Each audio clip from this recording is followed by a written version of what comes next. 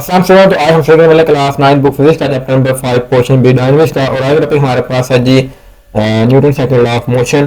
तो आज का लेक्चर हम स्टार्ट करते हैं। तो फर्स्ट ऑफ ऑल जल्दी हम बात करेंगे Newton second law of motion हमारे पास क्या है और इसकी ज़रूरत क्यों पेश आई, और ये हमारी जो प्रैक्टिकल लाइफ है, जो हम फिजिकल लाइफ कहते हैं, उसके अंदर हमारे पास ये क्या रोल अदा करता है।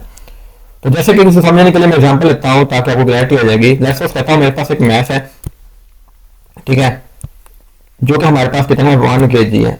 ठीक है, कितना है जी ये 1 kg। अब मैंने इसके ऊपर एक फोर्स लगाई है जो हमारे पास कितनी है जी 1 न्यूटन की। कितनी 1 न्यूटन। अब मैंने इस पर अप्लाई की 1 न्यूटन फोर्स, तो ये जो डिस्टेंस कवर करेगी वो कितना होगा 1 मीटर का। ठीक है, लेकिन जब मैंने इसे प्रैक्टिकली करके देखा, इसमें ये एक्सपेरिमेंटली भी चीज बताया गई है कि ये हमारे पास इतना होगा। ठीक है, फॉर्मूले के अकॉर्डिंगली जो फोर्स का फॉर्मूला हमारे पास है। बट जब मैंने इसकी एक्सपेरिमेंटली करके देखा तो मैंने जो रिजल्ट पाया वो मेरे पास था, इसने 1 मीटर की बजाय इसने 0.7 मीटर किया। ठीक है, 0.7 मीटर डिस्टेंस कवर किया। अब यहाँ पर जो एरर आया, जो इसने कम डिस्टेंस कवर किया, वो कितना किया 0.3 का। तो जब मैंने एनालाइजेशन किया तो मुझे पता चला कि इस एनवायरनमेंट में जिसके अंदर ये बॉडी मोशन कर रही है, यहाँ पर एयर के पार्टिकल्स मौजूद हैं, यहाँ पे फ्रिक्शन मौजूद है जिसको जैसे रगड़ खा रही है, जिसको जैसे इसकी जो एनर्जी है वो यहाँ पर लॉस हुई in the form of sound, in the form of heat. ठीक है, इस वजह से इसमें डिस्टेंस कवर स्टडी किया। तो ऐसा फार्मूले की जरूरत थी जो कि हमें एक रिलेशन दे कि जब प्रैक्टिकल वर्ल्ड के अंदर जब भी कोई बॉडी पर हम लोग फोर्स अप्लाई करते हैं तो उसका जो रिजल्ट होता है हमें कैसा मिलता है। तो इन शॉर्ट फॉर्म में बात करूं कि ये मैं कंपैरिजन होता है Newton second law of motion हमारे पास किसके दरमियान फोर्स का, कि फोर्स की वजह से जो एक्सेलरेशन प्रोड्यूस होगा वो कितना होगा। अगर मैथ उसका बड़ा होता है तो कितना, लाइक दिस एग्जांपल लें, अगर हम लोग सेम फोर्स एक ब्रिक पर अप्लाई करें तो क्या रिजल्ट देगी। अगर वो सेम फोर्स हम लोग जो है वो 2 ब्रिक्स पर यानी डबल मैथ पर लगाएं तो वो क्या इफेक्ट देगी। ठीक है, तो इस चीज को स्टडी करने के लिए जो हमारे पास लॉ था सर आइजैक न्यूटन का, वो हमारे पास था Newton second law of motion, जो कि हमारे पास बराबर आता है जी F = ma। तो आई होप आपको जनरल कॉन्सेप्ट की समझ आ गई होगी। अब हम लोग इसको रीड आउट करते हैं और अपने कॉन्सेप्ट को बेहतर करने की कोशिश करते हैं। तो जैसे कि यहाँ पे लिखा हुआ जी, as we have learn force change the velocity of an object and producing acceleration it. तो जैसे हमें पता है जब भी हम किसी ऑब्जेक्ट के ऊपर फोर्स अप्लाई करते हैं तो उसकी वेलोसिटी को चेंज करता है। जब वेलोसिटी चेंज होती है तो मेरा बेटा क्या प्रोड्यूस होता है एक्सेलरेशन। मोस्ट ऑफन हम लोग जानते हैं applied force is not only the force acting on object, other force may also acting well. ठीक है, हम लोग जानते हैं प्रैक्टिकल लाइफ के अंदर हमारे पास क्या होता है, जो हम लोग फोर्स अप्लाई की होती है सिर्फ और सिर्फ वो फोर्स अप्लाई नहीं होती बल्कि वहां पर फ्रिक्शन फोर्स, ड्रैग फोर्स भी इस पर अप्लाई हो रही होती हैं। लाइक यहाँ पे क्या है फ्रिक्शन फोर्स और एयर रेजिस्टेंस, जिसे हम एयर के पार्टिकल्स कह रहे हैं, जिसे हम लोग ड्रैग फोर्स का नाम देते हैं। सेकंड में ड्रैग फोर्स हमारे पास 2 कैटेगरीज होती हैं, due to liquid and due to air. तो इसलिए हम लोग जो है इनको सेपरेट करने के लिए हम लोग इसको शॉर्ट फॉर्म में एयर रेजिस्टेंस भी कह सकते हैं। ठीक है, ताकि आपको क्लियर हो जाए कि जो ड्रैग फोर्स है ड्यू टू एयर है। ठीक है, here some forces we means unbalanced forces which is combination of all forces acting on object।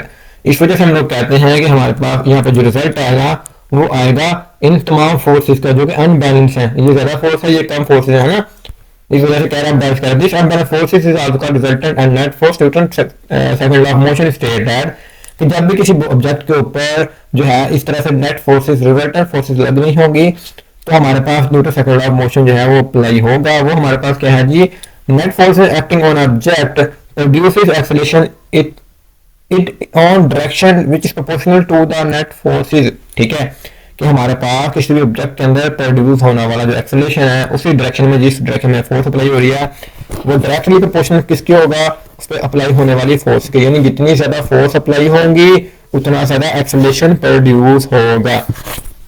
ठीक है, and inversely proportional to the mass of an object, और मास के वो inversely proportional है, यानी जितना ज्यादा मास होगा, ठीक है, मतलब जितना ज्यादा मास होगा उतनी फोर्स से वो कम फासला तय करेगा। दोबारा सुन लीजिए, यानी जितना ज्यादा मास होगा, ठीक है, वो जो फोर्स है अपना इफेक्ट उतना कम दिखाएगी। ठीक है, इसको समझने के लिए एग्जांपल के लिए हम लोगों ने यहाँ पे ले लेते हैं। तो देखो, अगर मैं क्या करूं, मैं पहले सेम फोर्स अप्लाई करता हूँ 1 न्यूटन की इस ब्रिक पर, तो ये ज़्यादा डिस्टेंस कवर करेगी, यानी एक्सेलरेशन ज़्यादा होगा इसका। लेकिन उतनी ही फोर्स अगर मैं 2 ब्रिक्स पे करूंगा, ये कम कम कम डिस्टेंस कवर करें, क्यों? क्योंकि इसका मास बढ़ गया, ठीक है, इस वजह से।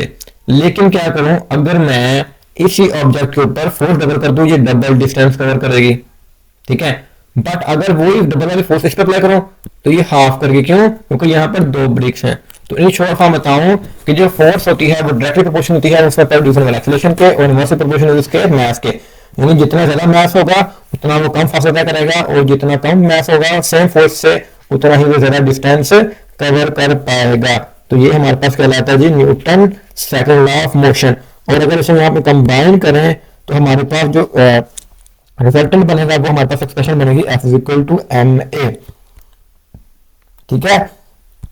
जैसे कि यहाँ पे ये एग्जांपल हमारे पास एप्पल की, अगर आप एक सेम फोर्स एप्पल पे अप्लाई करेंगे तो वो दूर जाके गिरेगी, निस्बत हमारे पास वही है, मतलब वाटरमेलन पे करेंगे तो वो कम जाएगी। लाइक अगर आप एक्सपेरिमेंट कर सकते हैं, आप 2 स्टोन लेंगे, एक छोटे साइज के लेंगे, एक बड़े साइज के लेंगे, आप सेम फोर्स अप्लाई करें दोनों स्टोन पे, तो आप देखेंगे जो छोटा स्टोन होगा वो दूर जाके गिरेगा निस्बत हमारे पास जो बड़ा स्टोन। क्यों? क्योंकि हमारे पास फोर्स इनवर्सली प्रोपोर्शनल है उसके ऑब्जेक्ट के मास के। तो दैट इज व्हाई, ठीक है, वो कम डिस्टेंस कवर करेगा बनिस्बत हमारे पास जो स्मॉल मास वाला ऑब्जेक्ट होगा, ठीक है। अब यहाँ से जो फॉर्मूला हमारे पास ऐसे यूनिट आता है वो हमारे पास क्या था, न्यूटन, क्योंकि ये फोर्स है तो फोर्स का यूनिट क्या हमारे पास होता है न्यूटन। तो न्यूटन हमारे पास क्या था 1 किलोग्राम मीटर पर सेकंड स्क्वायर। तो हमारे पास आ जाएगा जी 1 किलोग्राम मीटर पर second, that is equal to newton, ठीक है। और इसको हमने जैसे कि ऊपर देखा भी है, तो कहते हैं न्यूटन हमारे पास कब होगा कि force is said to be 1 newton if it produces acceleration of 1 meter per second in body of 1 kg in its own direction। तो हमारे पास जो उसमें पर फोर्स जो होगी 1 न्यूटन कहलाएगी जब किसी भी ऑब्जेक्ट का जो मास होगा वो 1 kg होगा, और जिसने एक्सेलरेशन प्रोड्यूस किया उसके अंदर वो कितना होगा 1 मीटर पर सेकंड। यानी एक सेकंड स्क्वायर के अंदर हमारे पास जो वो डिस्टेंस करेगा वो कितना होगा 1 मीटर का। तो वो हमारे पास कहलाएगा जी 1 न्यूटन।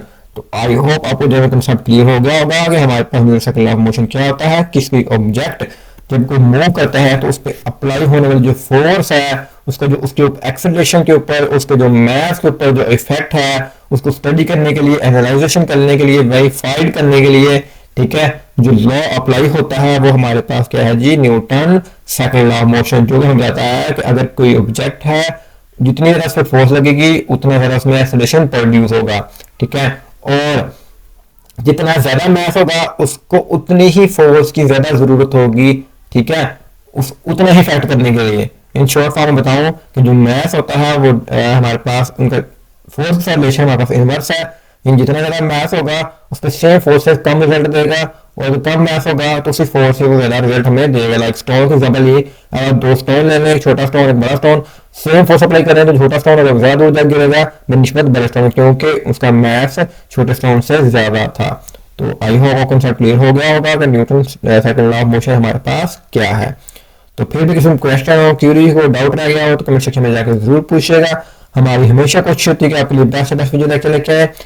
इसकी जो पीडीएफ नोट्स है उसका लिंक आपको वीडियो डिस्क्रिप्शन में मिल जाएगा। तो आज की इजाजत दीजिए, अल्लाह हाफिज।